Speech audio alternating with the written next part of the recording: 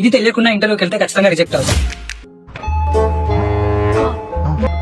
ఎందుకనంటే ఇంటర్వ్యూ అనగానే రెజ్యూమ్ ని అప్డేట్ చేసి తీసుకెళ్తూ ఉంటాం, కానీ మనకు తెలియకుండానే ఒక రెజ్యూమ్ అయితే ప్రిపేర్ అవుతుంది. మరి అదేలాగానంటే रुको जरा सबर करो.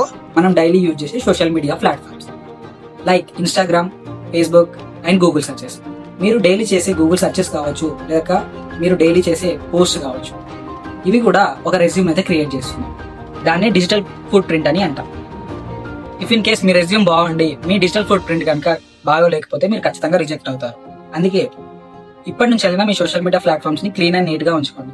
ఒకవేళ మీ సోషల్ మీడియా ప్లాట్ఫామ్స్ కనుక క్లీన్ అండ్ నీట్ గా ఉంటే అదే మీకు స్ట్రెంత్ అవుతుంది.